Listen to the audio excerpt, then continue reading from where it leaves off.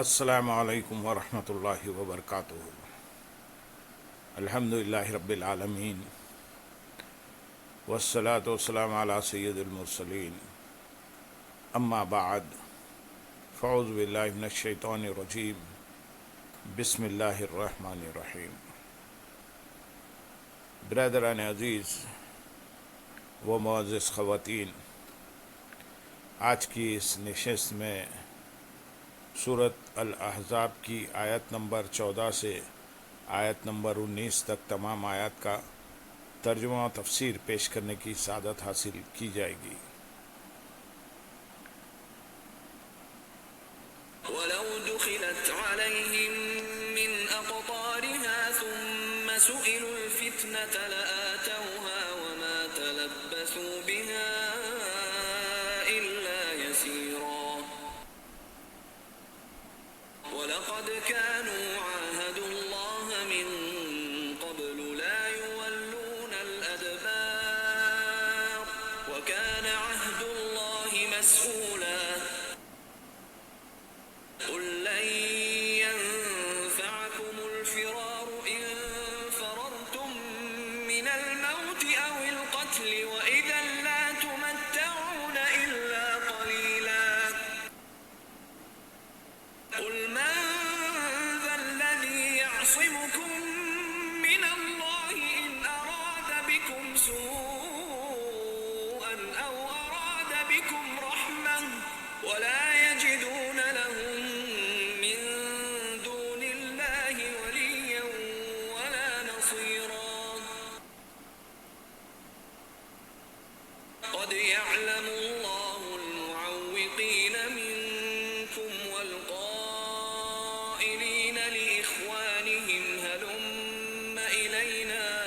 وَلَا يَأْتُونَ الْبَأْسَ إِلَّا قَلِيلًا أَشِحَّةً عَلَيْكُمْ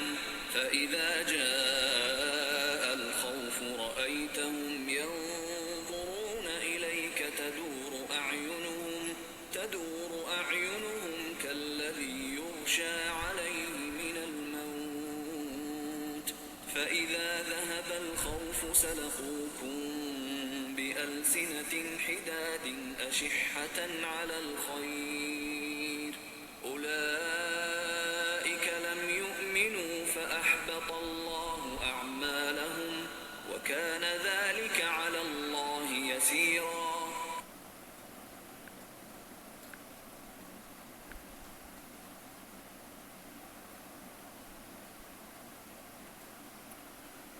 اور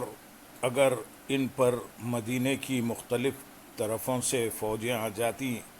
پھر ان سے فتنے کا مطالبہ کیا جاتا تو ضرور ان کا مطالبہ دیتے اور اس میں دیر نہ کرتے مگر تھوڑی سی۔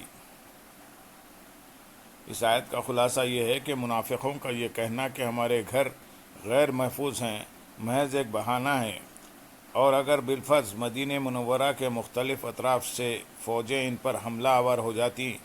پھر ان منافقوں سے یہ مطالبہ کیا جاتا کہ تمہارے بچنے کی صورت یہ ہے کہ تم اسلام سے منحرف ہو جاؤ، تو یہ لوگ ضرور ان کا مطالبہ پورا کر دیتے، اور اس مطالبے کو پورا کرنے میں چند لمحوں کی ہی تاخیر کرتے۔ معلوم ہوا کہ جب بندہ یقین اور صبر کی کمی کا شکار ہوتا ہے، بزدلی اور انسانوں کا خوف اس پر غالب ہوتا ہے، ہر دینی چیز میں شک کرتا ہے، اور کسی دینی حکم پر عمل کرنے کی صورت میں اگر اذیت پہنچنے کا صرف احتمال ہی ہو تو اس سے گھبرانے لگ جاتا ہے، تو اس وقت اس کا دل عقیدے کی کمزوری اور نفاق کے مرض میں مبتلا ہو جاتا ہے۔ پھر اس کا حال یہ ہوتا ہے کہ مسلمان کہلانے کے باوجود اگر کسی ہلکی سی تکلیف سے ڈرا کر اس سے کفر و شرک کا مطالبہ کیا جائے تو وہ اس مطالبے کو پورا کرنے میں دیر نہیں لگاتا۔ افسوس فی زمانہ اسی طرح کی صورتحال مسلمانوں میں بھی پائی جاتی ہے، اور ان میں بھی عقیدے کی کمزوری کا مرض عام ہوتا نظر آ رہا ہے، اور ان کا حال یہ ہو چکا ہے کہ اگر اللہ تعالیٰ کی وحدانیت اور اس کے وجود پر کوئی عقلی اعتراضات کرے، نبی کریم صلی اللہ علیہ وسلم کے آخری نبی ہونے کے باوجود کوئی اور نبوت کا دعویٰ کرے، قرآن مجید کی حقانیت پر کوئی انگلی اٹھائے اور اسلامی احکام کو اپنی عقل کے ترازو پر تول کر ان کے صحیح یا غلط ہونے کا فیصلہ کرے، تو مسلمان ہونے کا دعویٰ کرنے والے اپنے دین و مذہب سے پھرنے میں دیر نہیں لگاتے، اور اگر کسی طرح اپنے دین پر قائم رہیں تو صرف ان اسلامی احکام پر عمل کے لیے تیار ہوتے ہیں جو انہیں اپنی عقل کے مطابق نظر آئیں، اور جو ان کی عقل کے برخلاف ہوں تو انہیں جھٹلانے اور دین اسلام کے دامن پر ایک بدنما داغ قرار دینے میں تاخیر نہیں کرتے۔ اللہ تعالیٰ انہیں ہدایت اور عقل سلیم عطا فرمائے۔ آیت نمبر 15 میں ارشاد ہے، اور بے شک اس سے پہلے وہ اللہ سے عہد کر چکے تھے کہ پیٹھ نہ پھیریں گے، اور اللہ کے وعدے کا پوچھا جائے گا، اللہ کے وعدے کا پوچھا جائے گا۔ یعنی جو لوگ مدینہ منورہ میں اپنے گھروں کی طرف لوٹ جانے کی اجازت طلب کر رہے ہیں، بے شک وہ غزوہ خندق سے پہلے اللہ تعالیٰ سے یہ عہد کر چکے تھے کہ وہ دشمنوں کو پیٹھ دکھا کر جنگ سے فرار نہیں ہوں گے، بزدلی کا مظاہرہ نہیں کریں گے، اور جو غلطی ہم سے پہلے سرزد ہوئی اسے نہیں دہرائیں گے۔ لیکن انہوں نے وہ عہد توڑ دیا اور اپنے گھروں میں واپس جانے کی اجازت طلب کرنے لگ گئے۔ یہ یاد رکھیں کہ قیامت کے دن اللہ تعالیٰ سے کیے ہوئے وعدے کے بارے میں پوچھا جائے گا، اور اب اسے پورا نہ کرنے پر سزا دی جائے گی۔ اسے معلوم ہوا کہ حضور پرنور صلی اللہ علیہ وسلم سے کسی چیز کا عہد کرنا گویا رب عز و جل سے عہد کرنا ہے، کیونکہ حضور انور صلی اللہ علیہ وسلم رب تعالیٰ کے نائب اعظم اور مختار مطلق ہے، لہذا آپ سے کیے ہوئے عہد کو پورا کرنا لازم ہے۔ آیت نمبر 16 اور 17 میں ارشاد ہے، تم فرماؤ اگر موت یا قتل سے بھاگ رہے ہو تو ہرگز تمہیں یہ بھاگنا نفع نہ دے گا، اور اس وقت بھی تمہیں تھوڑی سی دنیا ہی فائدہ اٹھانے کو دی جائے گی۔ تم فرماؤ وہ کون ہیں جو تمہیں اللہ سے بچائے گا اگر وہ تمہارا برا چاہے یا تم پر رحم فرمانا چاہے، اور وہ اللہ کے سوا کوئی حامی نہ پائیں گے اور نہ ہی مددگار۔ ارشاد فرمایا کہ اے حبیب صلی اللہ علیہ وسلم، آپ ان اجازت طلب کرنے والوں سے فرما دیں کہ اگر تم موت یا قتل ہو جانے کے ڈر سے بھاگ رہے ہو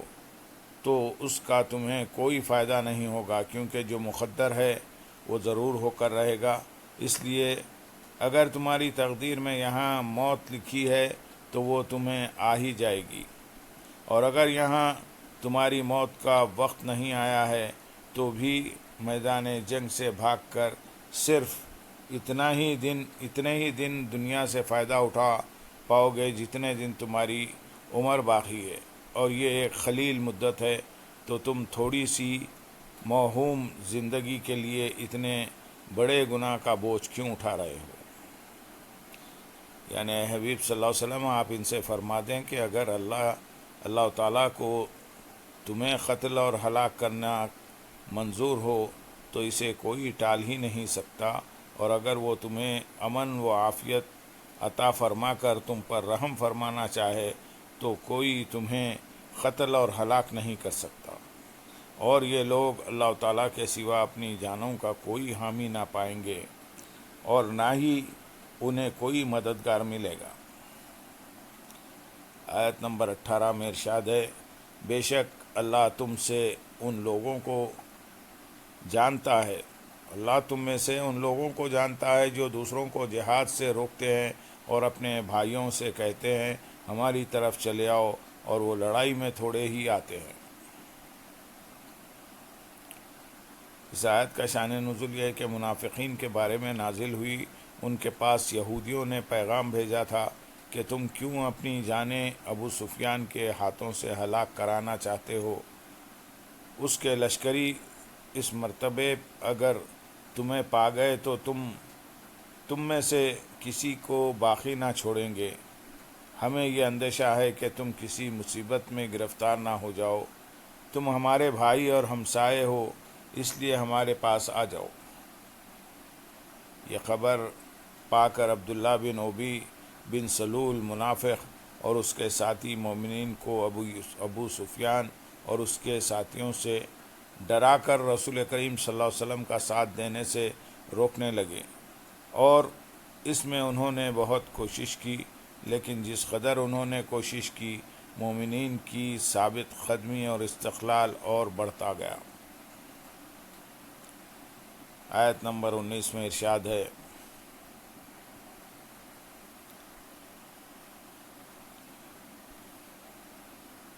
تمہارے اوپر بخل کرتے ہوئے آتے ہیں، پھر جب ڈر کا وقت آتا ہے تو تم انہیں دیکھو گے کہ تمہاری طرف یوں نظر کرتے ہیں کہ ان کی آنکھیں گھوم رہی ہیں، جیسے کسی پر موت چھائی ہوئی ہو۔ پھر جب ڈر کا وقت نکل جاتا ہے تو مال غنیمت کی لالچ میں تیز زبانوں کے ساتھ تمہیں طعنے دینے لگتے ہیں۔ یہ لوگ ایمان لائے ہی نہیں ہیں